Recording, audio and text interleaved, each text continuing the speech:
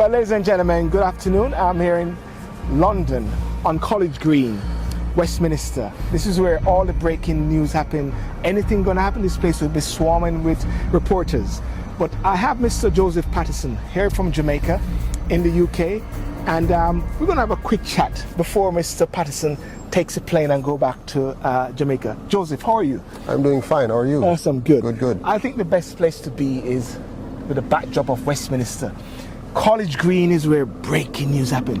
What's the breaking news you're going to say to Jamaicans and people in the diaspora? Well, the breaking news is that we don't want a constitutional reform. We want a replacement. You want a replacement of the Constitution? So we don't want them to tinker with what's there. We want them to replace what's there. In fact, not them. We will do it, the people.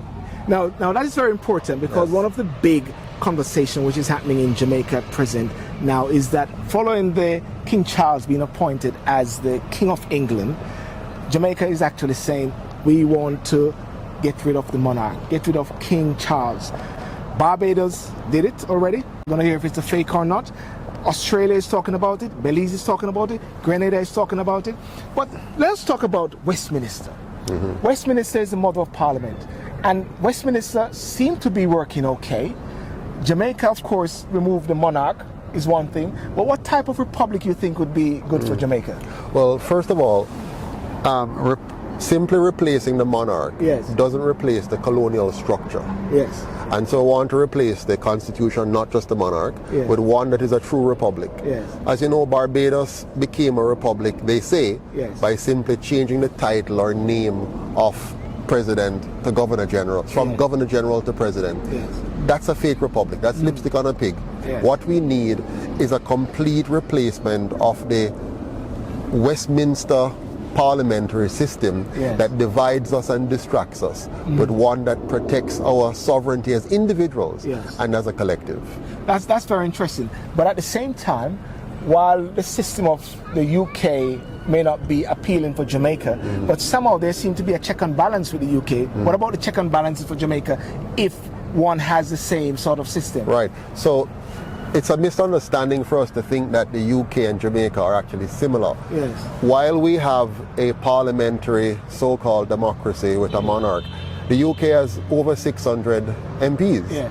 Jamaica only has 63. Yes. So you have a large number of MPs who are empowered, therefore, to challenge even their own party. Especially the 1922 Committee for the Conservative Party. The backbenchers are very powerful as well. Exactly. And we don't have that in Jamaica. In Jamaica, there's no such thing as backbenchers per se. You're either government or opposition. And those who are in the government are in collusion. So they sit on both the legislative side and they also control the executive side. And together, they can manipulate the system. And when we even change government and the other one comes in, because they have the same kind of manipulation, they don't really act as a true check and balance against each other. That's interesting. So in the UK we have the House of Lords, which is the unelected upper house. In Jamaica you got the Senate, the unelected upper house. Yes. What's the difference? What's the difference there? So here in the UK, when you become like a senator in Jamaica, they call them the Lords here. The Lords are there for life. Which means they can afford to be non-partisan in their thinking, if necessary, and independent of the existing government. While in Jamaica, when you change the government, you also change the Senate.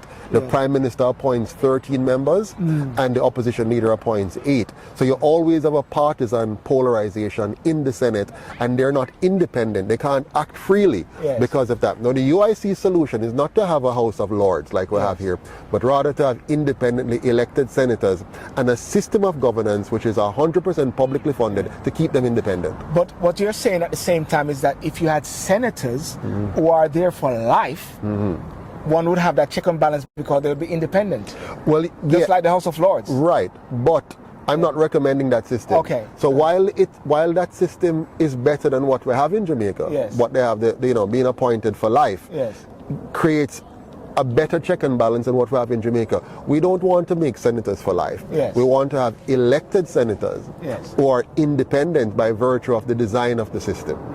That's very interesting, and I believe that what you're talking about is not a ceremonial president for Jamaica. You're talking about an executive style with specific twists, because Earlier when we talked, you mentioned USA would have been the better, but it is going a bit AWOL. Right.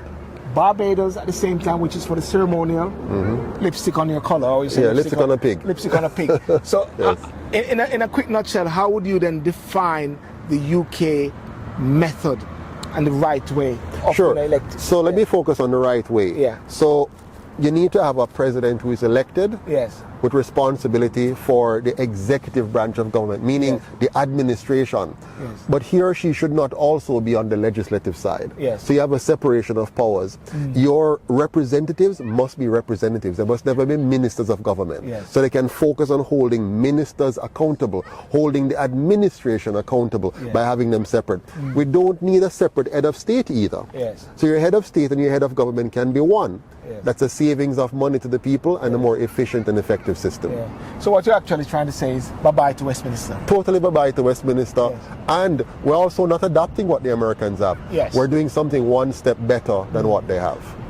What you're actually saying is that while the UIC have this plan and this action, would you then also join with other civic societies, civil bodies who are actually saying, we want not a ceremonial, we want something new? Would you join with them, or you're going to say UIC all the way? You got to be with UIC. Well, our name says it all. United Independence Congress, which means we want to unite independent thinkers. Yes. And so all civil society bodies, in fact, we even welcome members of the GLP and PNP to come and join us in building a new Jamaica as a true republic, not a fake one where we simply do minor modifications and keep the system that has kept us back for years. 80 years is a long time.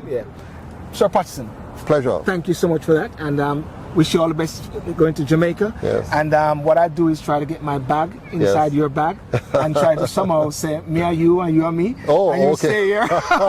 And so no, I don't want to be with Westminster. You don't want to be with Westminster. So ladies and gentlemen, thank you so much. I'm at College Green, Westminster here. Breaking news with Mr. Joseph Patterson, talking about the best republic for Jamaica. Not a fake republic. A real republic. A real republic. Yes. Thank you very much. Thank you. Thank you. Bye-bye.